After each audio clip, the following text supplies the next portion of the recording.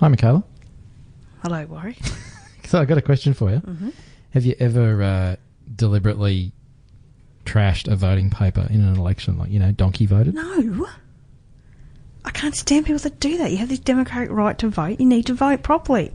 I get very passionate about politics. Apparently so. No. You need to make a choice. You can't complain if you don't have a say in how it goes. Okay? So, it doesn't matter who you... Just vote properly. If you need to get a lesson on how to vote, let me know. Okay. Shall we move on now? Welcome to the Tradies Business Show, helping you get off the tools and into true business ownership, so you can spend more time doing the things that matter most. Now, here are your hosts, Warwick Bidwell and Michaela Clark. So welcome back to the Tradies Business Show, and g'day to all the people who have donkey voted before and trashed a ballot paper. Apparently, you're doing the wrong thing. Yes. Yes, g'day listeners. My name's Warwick, and I'm joined by my co-host, Michaela. Hi, Michaela. When is the next election, by the way? Oh, look, I'm very excited. Okay, here's the nerd in me coming out. I love the American election even more. And so that's next year, but it's already started. It's like 18 months. You love a good popularity contest, don't you? Yeah. And how money makes power and how one slip-up can just unravel a government. We should make a rule on this show that we don't talk about religion, politics or sex, because I reckon they're three topics that we just shouldn't go there. Anyway, we have another cool guest on the show. I always say we've got a cool guest, we've got an amazing guest. No, because we're going to have a rubbish guest, aren't we? Yeah, all our guests have been fantastic. And I have to say, after doing more than 50 episodes, I can't honestly say that we've had a crap guest, except for the ones we didn't actually air. All the ones where we just had at each other. Yeah, where you interviewed me. They were awesome. Anyway, today's guest is talking about food. So... but he's talking about more than that. So we're joined by Ronsley Vaz from the podcast Bond Apetit. And if you haven't checked it out, it's a great show. He has some great high-performing entrepreneurs and foodies that he talks to. But it's about more than just food. It's about what impact it has on our lives and our performance and our goals and everything else. And today's interview, maybe we go off on a couple of tangents and talk about some philosophical issues and a bit of philanthropy as well, so a bit of giving, which I know I think is a really important part of building a great business. So, yeah, really good discussions today. Yeah, and he shares a great story about what's happened to a business that he ran and how overnight your whole business can just disappear from you. So it's a great it's a terrible story, but it's a good lesson. Very powerful, yeah. Yeah, it's a great lesson and see how he came back from that and how he's now making a change really in the world. And you'll notice, and I've deliberately left it in the editing room. It didn't end up on the cutting room floor. There's kind of a big pause at the end of one of Ronsley's stories because Michaela and I were literally in the studio here. It's like, what do you say after that? So enjoy. Great chat with Ronsley, and we'll see you at the other end. And welcome to another episode of the Tradies Business Show. Listeners, we have a treat for you today, and I don't mean a chocolate bar. It's not sweet. There'll be none of that. Although, you could say that this guy's pretty sweet. Sweet sounding. Voice. So we're really excited to have Ronsley Vaz, the host of the Bond Apetit podcast, joining us on the show today. But he's so much more than that. So Ronsley, why don't I let you actually do your own intro, mate, and do a good job of it. Welcome to the show, first of all, and tell us a bit about yourself. First of all, I'm chocolate. So you are sweet. Secondly, why should I do your job? You got two hosts. You guys should introduce me. Because I'm a podcaster and I'm lazy. And we don't do work. We just talk crap on a microphone, mate. Thank you for having me on your show. This is a huge privilege. So I am the host of the Bond Apetit podcast, and we've been going for just over 9-10 months. We started on the 18th of June. We've managed to get a whole bunch of people onto the show that were kind of cool, and we talk about entrepreneurship and food and the success that food and fuel that you put into your body, and how you get success out of that through your performance. I do a whole bunch of other things as well. I've got a a business called the Broadcast Your Message, and it's all about teaching people how to podcast and create their own platforms. We've got a really cool team member in the house, Michaela Clark, who is part of a bigger project that we're on. It's called Podcast Revolution. It's the first summit in the Southern Hemisphere on podcasting. It's happening at the end of the year. Hey, Ronsley, sorry, mate. Can you not help Michaela swell her head any bigger than it already is? I can't help it. I thought if she's in the land of the fairies, I might as well assist. Thanks, mate. Yes, there is another man in my life besides you, Warwick. Here we go. How many exactly? Keep going, Ronsley, please. Sorry. I mean, I thought, sorry. And I got a charity called Eat for Two, which is all about giving back. For every meal we prepare here in Australia, we feed a child or an old person in need in India, and we're getting it's getting kind of out of control. So we've partnered with B1G1 a couple of months ago because we wanted to make a bigger impact. So that's what I do. What do you guys do? I said, mate, not very much. But one other thing I think, Ronzi, you haven't said about you're a personal chef as well. I believe as part of your business, and the best meal I've ever had you cooked. I haven't probably told you this. No. Yes. Wow. Yeah, so I'll never forget those little beef things you made at a networking night we went to see. I'm not the foodie in this relationship, but oh my God, they were delicious. The little beef thingies. Yeah, they were part of that. He did this amazing 7-course networking dinner that was the 7 Deadly Sins. So, yeah. Yeah. So each course had a theme, and it was the beef things. The beef ribs. Things. The beef things. There you go, Ronsley. Can you make the beef things when I come around to your place for dinner, mate? Hey, in my household, that is dirty, man. The beef things mean something entirely. Yeah. And we already established, we've chatted before, listeners, so in case you're not sure which podcast you're listening to, this is the Tradies Business Show. But Ronsley and I have chatted before on his show, and yes, we did establish that we are both married, even though, some people are perhaps a little confused. Mate, tell us a bit about your backstory. I'm curious to know, and I'm sure some of our listeners as well, is how did you, I guess, get into food and also the podcast as well? Like, give us some of the backstory that leads up to that. Wow. How much time do you have? Oh, as much as you need, mate. All right. Backstory. I've got, so I did my bachelor's in computer engineering. My dad has a very successful business in India, and he thought that he has his firstborn would take over, and I had other plans. I just didn't want it. I didn't myself as taking over, because I was always known as Richard's son, and I wanted to be Ronsley. So at 16, I decided I'm out of here, and I did my bachelor's in computer engineering, and I worked in India for a little bit. And I realized that I couldn't necessarily work in that culture, because it was always about the hierarchy. When what they told us to do, we were supposed to do, and that was it. And I was losing my mind. So I thought, all right, how do I get out of here? And I looked at my options, and I applied to a couple of places in the States and in England. And I got into Sheffield University. The shortlist was Sheffield University in the UK, and it was UCLA in the States. And I had my heart set on UCLA. I'd seen Spring Break and everything. I was like, I'm going. Nothing about the education, just Spring Break. Oh, the parties. Not at all. It had nothing to do with the education. I was like, I'll get out of here, right?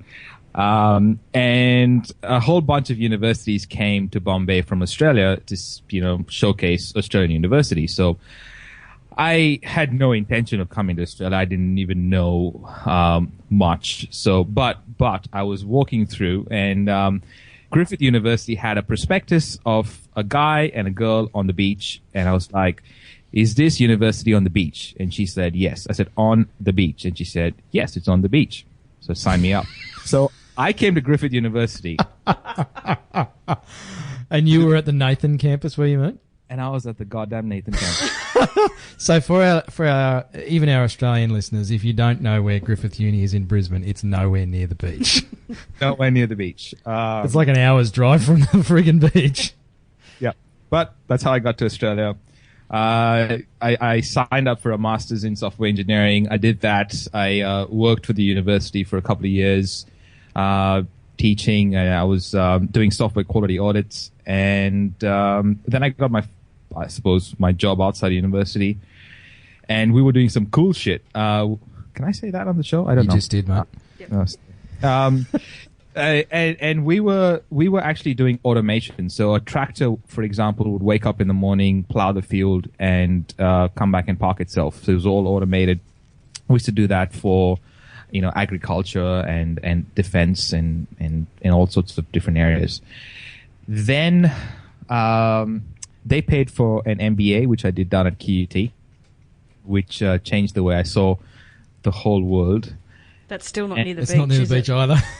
And that's not near the beach either. But it was at least I had to take the walk across the river, which was kind of cool.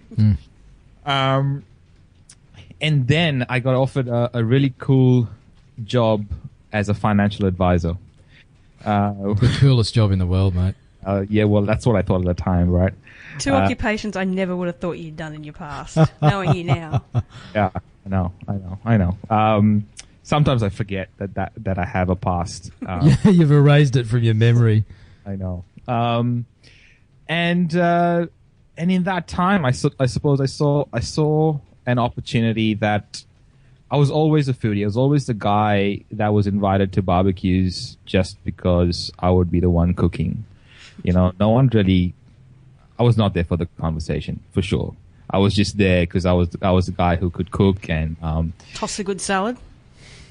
Hey, toss a good salad has so many different meanings, but yeah. That and the beef things. Like, let's just keep this a family show, shall we? For all the tradies that are listening. This is way past family show. Hey. And so I opened a restaurant, and my idea was that everyone kept asking where I was from, and I would keep saying I'm from Goa, and they were like, "Oh, is that in India? So you must like the butter chicken." And I'm like, "No, it's massively different." So I decided to make a stand for Goa and my people, and opened a Goan restaurant, which was a mixture of Indian and Portuguese food, which is so different from, I suppose, the rest of Indian cuisine. And I did that for 3.5 years. And one morning, so we did a service on the previous night. So we had the floods that went through in 2010, 2011, and that took a hit on the business, and we kept going. But in 2013, May 2013, we did service on Saturday night. On Sunday morning, I got a text message from one of my staff members saying that I just went to the restaurant, and this is a picture of the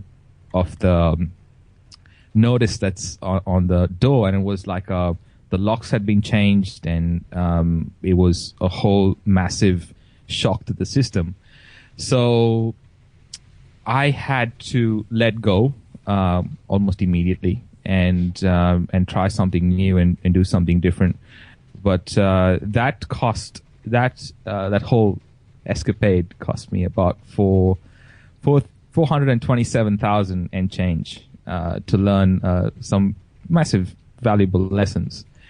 From that point, I suppose I I had to go and get a job because I had all this debt. But not only the debt, but I had I suppose mortgage payments and all that kind of stuff. So I went and got a job, and in that time I started to get my personal chef business going, which is now Bond Apetit.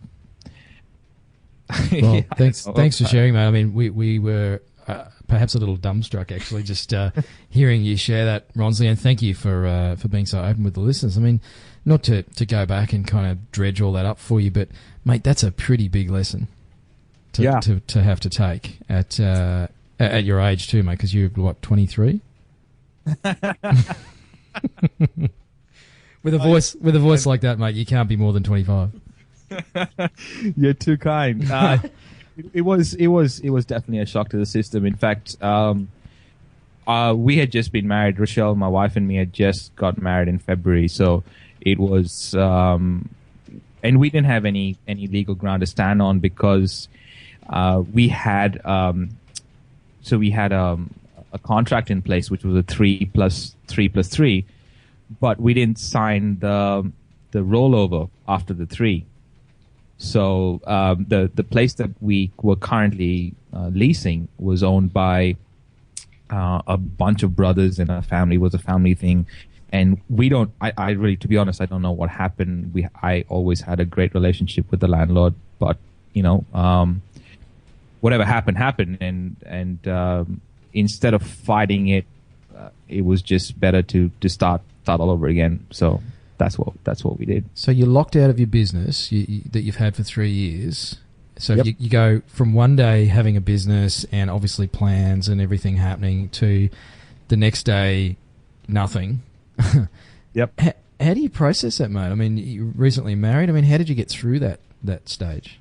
Well, to make things a little worse, my wife was actually not in the country, so Rochelle wasn't even here at the time, and but luckily she was with me on Skype 24/7. So for 2 weeks, so maybe a week and a half, there was the connection on Skype was just open.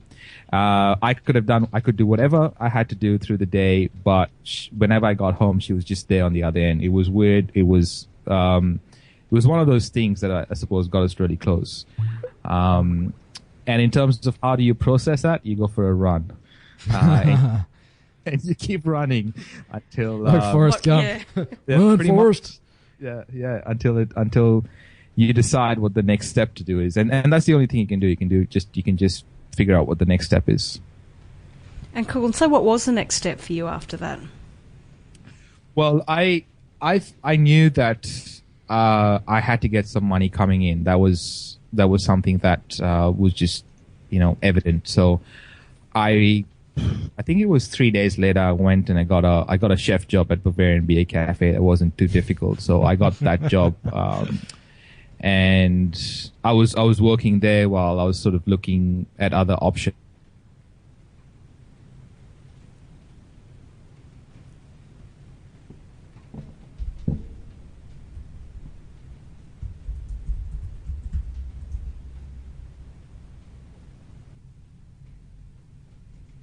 This happened when he interviewed me the other day too.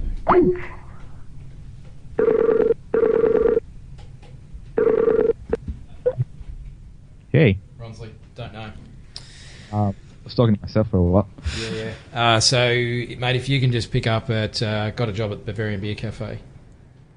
Yeah, so and that was not too difficult to get, and I was kind of working there while trying to get, I suppose, a more stable job in terms of I had done a lot of stuff, and my thoughts at the time was I could really make a restaurant successful or a hospitality establishment successful, and everyone else around me, my parents and everyone else was like, you got 2 master's degrees, for God's sake, why don't you go back into software engineering?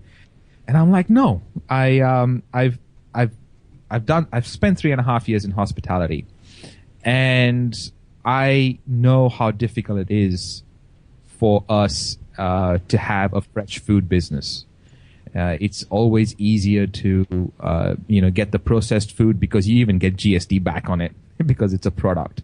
The fresh food you can't get GST back because there's no GST on it. So, and it's already pre-cut, pre-crumped, pre-cooked sometimes, and you don't have to spend any labor on it, which is the biggest bill in hospitality, labor. So I sort of had this feeling inside me that I wanted to continue with food. And I had a very weird experience at the food court in Garden City, where I was there just after school finished, and I saw all these kids exchanging some coupons for nuggets at the KFC and the Macca's, and they were the only 2 establishments that were like chockers, as opposed to the rest, which were, this was sumo salad, and there's like a kebab place, and there's all these other places, but those two were like packed. And the shocking part was these kids couldn't even make it back to their table without panting. And I was like, something needs to be done. And I don't know, I've been a cocky guy for a long time, and I decided to do something about it. So I knew that I wanted to get into fresh food. I knew that I wanted to be involved in this fresh food scene. So I decided to get a restaurant manager's job within the fresh food scene. Didn't work out a kind of plan at all. I would have weird things happen. Things would just, and it was just like a sign that, dude, you got to do this stuff on your own. You can't really, go work for someone else.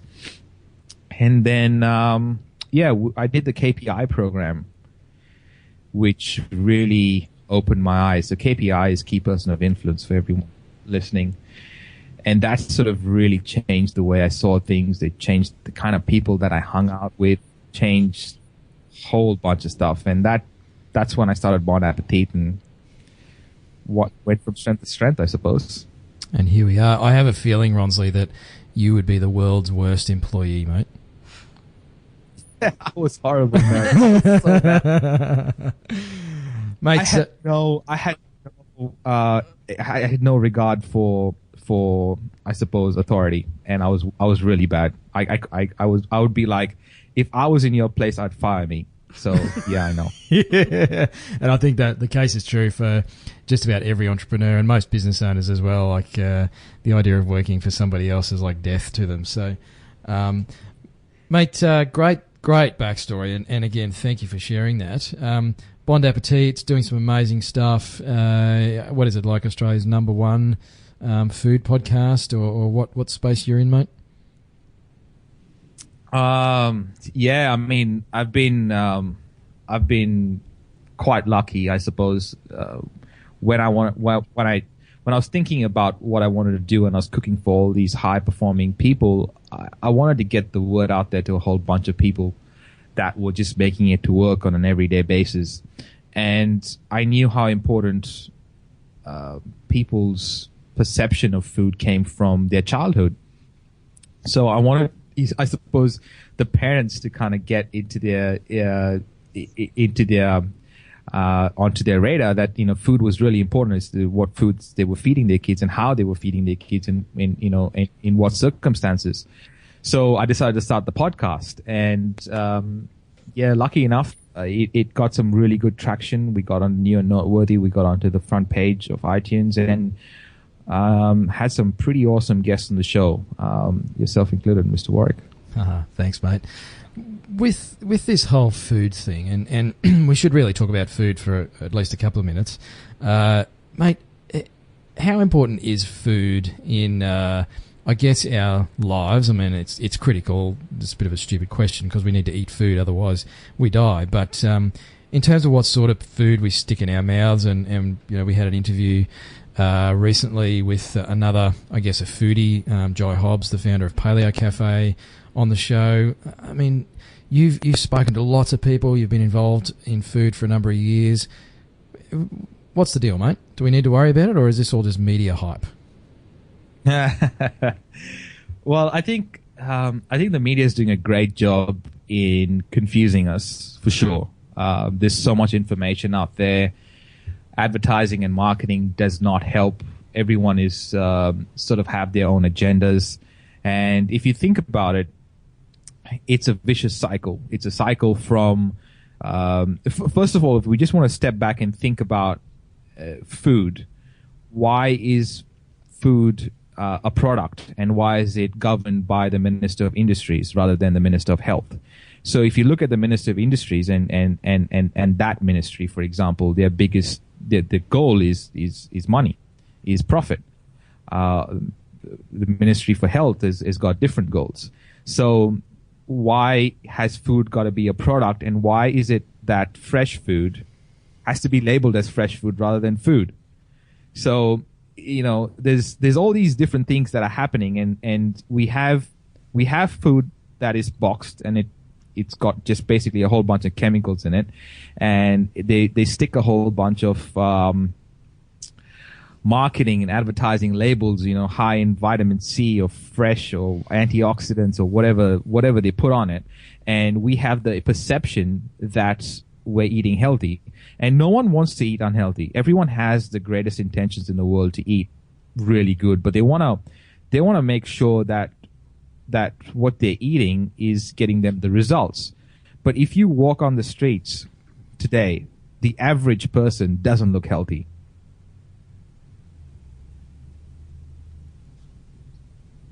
Hello? Oh, I thought we'd lost you again, mate. Stunned silence from the audience. That was cathartic. I'm gonna leave that in. I wasn't sure where I was going with it, so I was like, someone help me. But it's such a salient point, mate, is that, you just have to look around to see what we look like as a society. There's got to be something going on. I mean, someone must have figured out a connection somewhere between our general state of health as a population, particularly in the developed countries, and, some other input.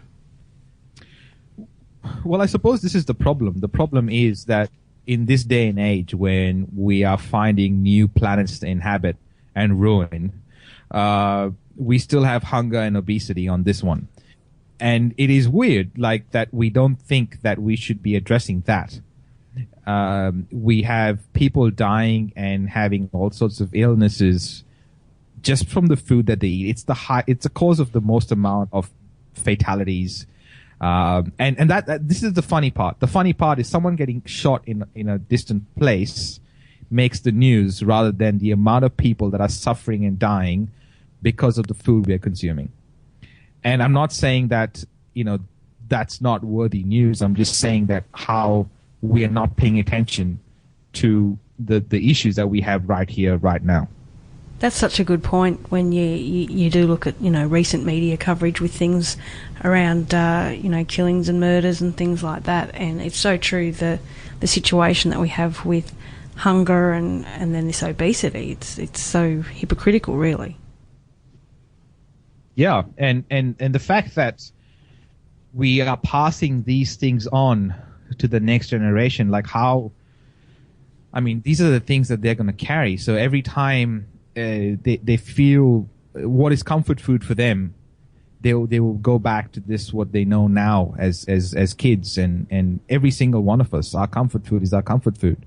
We will go, however much we know that it's bad for us. I know, Matthew Michaelowicz, for example, he's high performing entrepreneur at the highest performance. He does some crazy stuff in terms of building businesses and writing about it and touring about it and then going back and creating a bigger business. He still has to go back to McDonald's every month because for him, when he left Poland, they had rationed food and all that kind of stuff. And when he got to New Zealand, when he was 8, for him, McDonald's was this, it represented freedom, and he couldn't believe that you could upsize a meal and someone would give it. So as much as he knows how bad it is, he still has to go and get his fix because it's his comfort food. He feels safe. He feels free. So these are the things that we're passing on to our kids. If they fall down and we give them a cookie, they will always feel like if they're hurt, they would want a cookie, or something sweet. And, those are the kind of things that I kind of want to really make people aware of, that, there's a massive snowball effect that's happening. And I don't know how many of us are aware. Yeah, and that's the key word, Ronsley, is awareness. And it's the same whether we're talking food, whether we're talking marketing, whether we're talking mindfulness, getting that awareness around our own personal behaviours and, I guess, the impact that they have on us and our results. That's the first and probably the most challenging step for any of our listeners, is actually stepping back from ourselves and going, I wonder if this is actually having an undesirable outcome for me. I think the value of convenience sort of outweighs the long and short term effects that we perceive food might have on us, and the fact that we are all super busy doesn't help.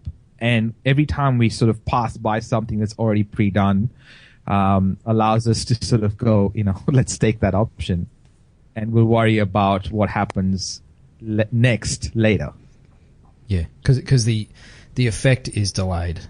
I can have McDonald's today, and well, I can't because I'd be physically sick these days. But I could eat something outside of what I would normally eat, and maybe I feel a little bit bloated or whatever. But the health impacts, and not just health, but my mood and my decision making and everything. There's far-reaching effects of this that I think most of us just don't consider.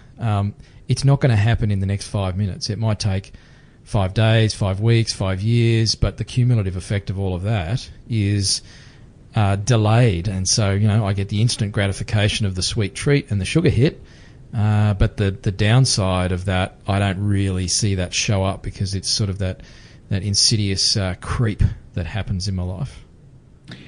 Yeah, and I think if we were just to pay attention as well, we have this effect that when we eat, we feel this drowsiness come upon us, maybe 30 minutes to 45 minutes after we eat, and we have this, I suppose a quote unquote normal reaction to have a coffee or a Red Bull or something like that afterwards, and we're like, it's the afternoon, I just ate. But food is not supposed to make us drowsy. Food is actually supposed to give us energy,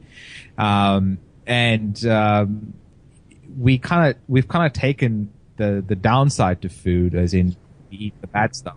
We've taken that and we've coupled that with more stuff that is really bad for us, to make it okay. So one of the things that you do a lot on your podcast is interview high-performing, successful entrepreneurs about their journeys and their relationships with food and things like that. What have you learnt from interviewing all these entrepreneurs that you find are common traits, amongst the ones that are really successful? Well, every single one of them has fixed their relationship with food. Every single one of them. And they can even trace back to a single point in their lives where they have changed their relationship with food, and that has had this massive snowball effect in terms of success. And and the second thing that I've learned is that it's not about giving up. It is not about I can't eat these things, or I can't eat whatever. I have to eat these things. It's not about that at all. It's the slight difference in the statement, and the statement is profound. It is like, I choose to eat these things. And the brain does something entirely different when you say, I choose to eat these foods, as opposed to I cannot eat those foods. When you say I cannot eat those foods, your brain, the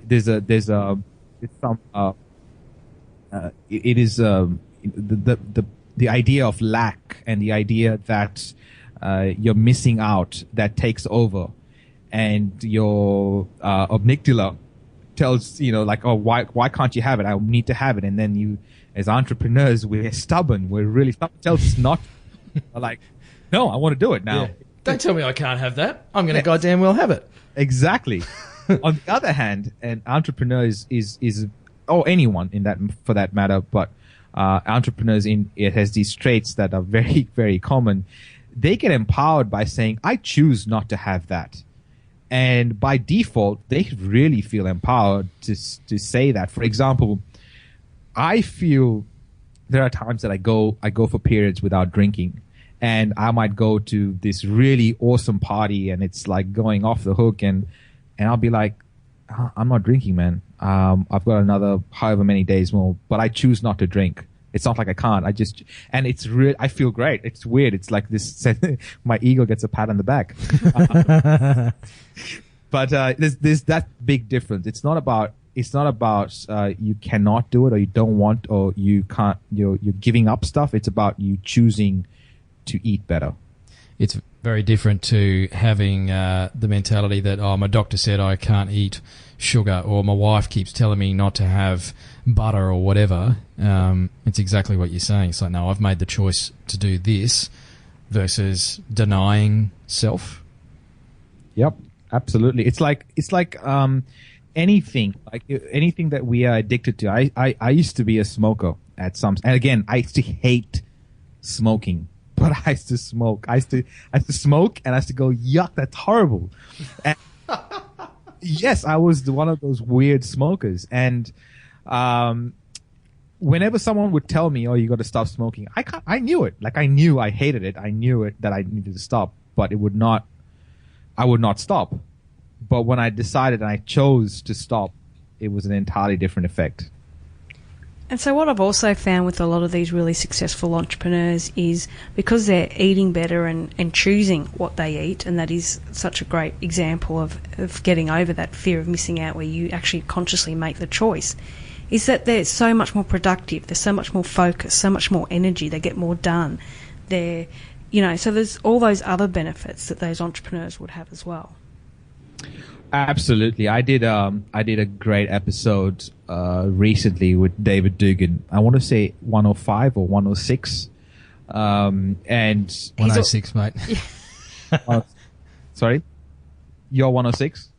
No, I think I was 105, mate, and Dave was 106. So David was 106. I got in before David. And David was actually on our podcast on episode 50 as well. Yeah, right. So David, he goes from like 4:30 in the morning to 10 o'clock at night, and he's full on. Like, he seriously is like, I mean, Michaela, you and me kind of have direct interactions with him, and he is always switched on. And he is switched on primarily because he's got his brain sorted, he's got his food sorted, and he's got his exercise sorted, his body sorted. And and he says he dedicates 3 hours in the morning to himself, which a lot of us don't. A lot of us wake up 5 minutes before our first appointment. Yeah, and I know with him, he meditates, he journals, he has gratitude, and then, looks at his exercise and food, and then plans his day out and does visualization. And so he has this amazing morning routine that he's incredibly strict on. But he is definitely, when you deal with him, he's at such a different level than most business owners. Yeah, and in September last year, I decided to do the same. So I decided to wake up in the morning and do all this, and it is fantastic in terms of reward and what you get back. It's like the universe goes, oh, this is different. I'm going to give him some more stuff to do. And suddenly your goals become a lot different than what they were before. So what's your morning routine? My morning routine, 4:30 in the morning I wake up. I will walk out into the kitchen, and I will have a 500 milliliters of water, cold water from the fridge, and I'll switch the kettle on because I don't want to stand there watching the kettle boil. And then I'll start listening to either a podcast or an audiobook that I'm sort of going through at the moment, and I'll do my my morning toilet routine. Like this. We get the detail. We've gone past, we're very close. We get the picture, mate. Yeah. It's not a pretty one. Hey, I didn't give any more details other than that. I could be brushing my teeth. You got. And then I'll make myself a cup of tea, and while the tea is steeping, I will meditate for between 10 and 15 minutes, sometimes 20, depending on the day. And it's always silence. Sometimes I do go into the guided meditations, but these days or the last couple of months have been silence. And I will stretch for about 15 minutes. So I do my calves, my hamstrings. I do my thoracic because I do feel a little bit of tension sitting up all day. And then I will journal. So it just takes 5 to 7 minutes. I write a few things in there. One is 3 things that I'm grateful for. I write 3 things that would make today a success. I write 3 amazing things that happened yesterday. And the last one is what could I have done better yesterday? The one thing that I could have done better yesterday. And then I don't get up from my chair until I do one of those things on the list that would make today a success. And that's my routine. And sometimes I go for a run, depending on the day, in between all that. But that's my morning routine. And how have you found that's made a difference to your day and your mood and your overall life? Because I know I've started meditating lately. I have a very busy mind and I have to calm it at some point in the day. And I found just even starting it for a few weeks, the difference that it made in the focus and what I attracted. Because I do hear a lot of these entrepreneurs say that they couldn't be where they are without meditation. So how have you found this change to your morning routine has changed the way your days go?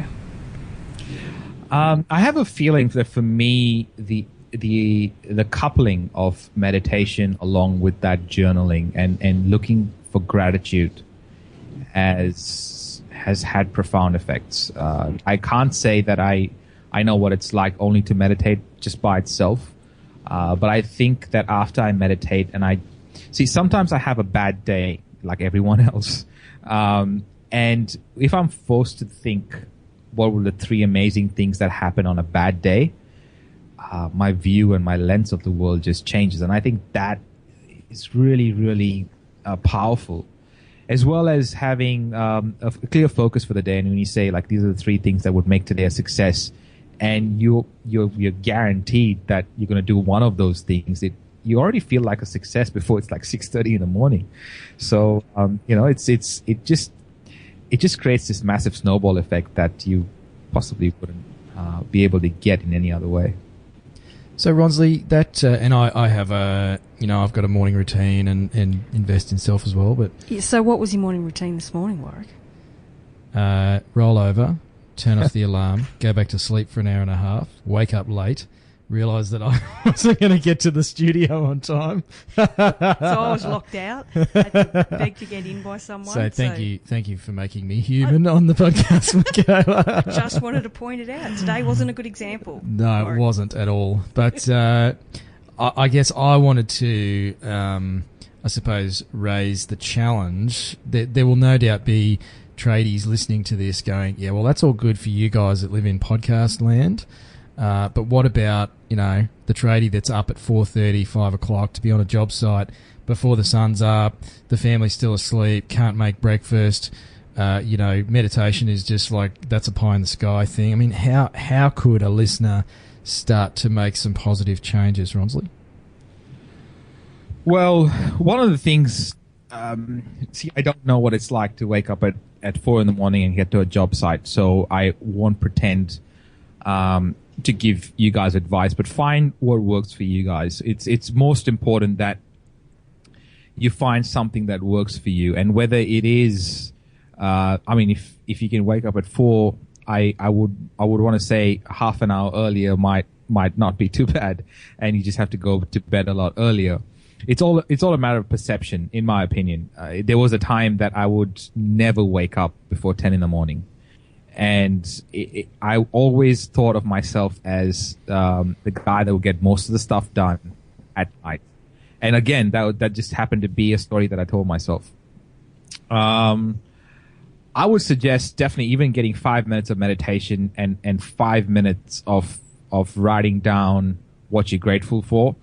I think that in itself will make massive, massive differences to your life. I guarantee that, in fact. And I probably baited you a little bit there, mate. But look, it is a conscious change that's required, and it doesn't have to take a lot of time. And I want to come back to food as well, Ronsley, but changing some of these habits is about, again, that becoming aware of what am I doing and what results are they creating for me, and then actually starting to shift some of those habits. So it might be going to bed half an hour earlier and having the discipline to make that choice, and getting up 30 minutes earlier to do the cup of tea and perhaps have something more nutritious for breakfast, maybe do a bit of journaling or something. But it is making that conscious shift. And as you've said, mate, there's been some massive benefits for you as well. Absolutely. And the difference is that the tradies listening to this show, they want to make a difference. They're not the guys that would be like, it's okay for you and it's okay for these people in podcast land. I don't think so. I think the fact that they're listening to this show is that they want to make improvements to their life, to their business, to the way things are done. And one of the things is that there's always room for improvement. There is no end goal. This is not a game that you're here to win. Like, you don't get to a point where like, yes, I've won. This is just the way it's going to remain. It's going to be like how you're playing catch with your kid. If you throw the ball too hard and the ball doesn't make it back, then you might have won, but that's the end of the game. It's not like that. You got to throw it hard enough that you get the ball back, and hopefully it's a continual sort of never-ending game, and that's the way you should look at improvement and life and business, my opinion. So I hope that tradies aren't holding on too much to change their lives with us, listening to us. Come on. God help them. I think we have something of an impact, Mika. Well, our guests do anyway. Thank God for our guests, Ronsley. So, mate, you talked a bit about your why earlier on and your association with B1G1. Tell us a bit more about what's driving you and what's really burning inside you these days. Well, I've always said this, and I've said this quite frequently to the people that have sort of really been around me for a long time, is that we are all connected, and that if I profit with someone else not profiting, doesn't work. It sort of somehow, I don't feel good about it, but apart from that, it sort of really comes back to bite you in the backside. You see what I did there? I didn't actually use the word that I was supposed to use. Yeah, I know what you wanted to say. But what I'm trying to get at is, I think that it's the idea that we are bigger than our lives, than the problems we create for ourselves. And when you realize that there is more out there. I mean, we get a very sanitized version of what happens in the third world in Australia. We get, very sanitized version. We don't even know. When we created our charity, for example, I didn't even know. We didn't even know ourselves. In fact, we just thought that our charity would just give food, and we would drop the food off, and the kids would eat, and everything would be fine and dandy. However, when we went to our first share session, we realized that as much as the kids were grateful for the food being there, that was not what they were missing the most. They were missing love. And that's something we all take for granted in terms of the human interaction. There was this queue of kids wanting just to give Rochelle a hug, which was just heartbreaking. And they didn't want to touch clothes. They actually moved their hands to touch skin. You could see that that's what they wanted. And what we take for granted here, we have no idea what happens on the other side of the planet, and what they take for granted there, they don't have any idea what happens here. So the idea to get a balanced view on things is really important. So every single project, every single business that I am involved in, there is always a give back factor, and it doesn't have to be much at all. If you go through B1G1, it's like, seriously, they've got projects plugged in there that make it so easy for you guys to do things that, and you also get a greater sense of the world around you. Yes, I know with B1G1 they have this great program where, a lot of businesses they can do. So if you're a plumber, for every toilet you unblock, you can feed a child or you can give a sheep to someone. It's very tangible. Yep. And I think that's, and people want to go to businesses that have that moral responsibility to share and give back like you do. So I know that B1G1's a really great organisation for making sure the funds actually go to the projects that you choose that you want to be a part of.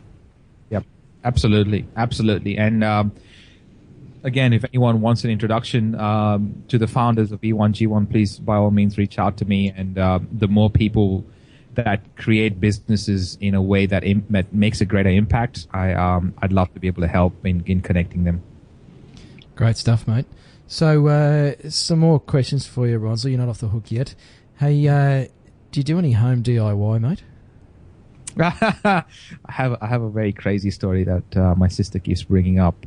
That I didn't know that in Australia there were these plaster boats, right? Because I came from India and it was all brick wall, and I wanted to put up a shelf. And I was living. We had bought an apartment in the city, and we were living there. And there were these. She came back from somewhere. I can't remember where. I think she went to university. Came back, and she saw these 6 holes in the wall, and she's like, "What happened there?" And I said, "Well, I used a drill. I try to put this shelf up, but it's not staying on anything. Like, I don't understand what this is." And it took me like a good 3 weeks to find out that the whole wall was hollow, and I had to get these plugs for the wall. And I was like, "Oh dear." So, yes and no, with an emphasis on don't. And I try. And so this might be relevant, honestly, but you in a room with 1,000 tradies, what advice would you love to give them, mate, or like a parting message? Believe in yourself and be vulnerable. Be as vulnerable as you need to be. There's enough of us hiding from a whole bunch of things that we think someone's going to judge us on. And it is when we are vulnerable that some amazing things happen, in my opinion. Great advice. And before we let you go, we need to plug our podcast summit that we're doing, Ronsley, don't we? Yeah, totally. Yeah, you guys just take over the show. That's fine. Well, of course. So I'm sure there's a lot of tradies out there, but as well as small business owners that listen to the show that may be interested in being idiots like us on the airwaves and starting a podcast or learning more about how they can build their personal brand through audio. So tell us a little bit about why you're so passionate about podcasting and why you think it's such an important medium going forward. Yeah, sure. I think if I look back, and if we all look back at some of the biggest movements that have changed the way humanity has seen certain aspects, whether it is from slavery and the idea that colored skin doesn't necessarily mean you should be treated as a slave, to women voting, to right now what we're dealing with in the gay and lesbian sort of equality. It always started with a speech. You can always trace it back to a point where this was this massive speech that moved people to sort of look at things differently. And it is the first sense that we develop as kids in our mom's wombs, where we listen to her voice or other people's voices. It's the first sense that we develop. So the idea that podcasting is going out there and reaching out to people in the connection economy, considering that we're over the industrial one and no one wants to do the same things over and over again, we're in this connection economy, and where podcasting, the medium is going, with the ability to connect with people on such a deep level, listening to you and listening to your message, we decided to create this summit where it would be a movement that will allow people to create movements and mini movements of their own around passions that they really believe in. With where podcasting is going, I think that right now there's never been a better time to start a podcast and really get your message out there. I definitely feel it's probably one of the biggest mediums right now that allows someone to take their message to a bunch of people that actually want to listen to, rather than, going to a barbecue and talking about something you're really passionate about and everyone's like, just please stop it, stop it. Speaking from personal experience, hey, Ronsley? Totally, man. Like, come on, like, dude, stop talking about food. Please do not say anything about food at the barbecue. I get this from my wife all the time. We can only go if you'll not talk about food.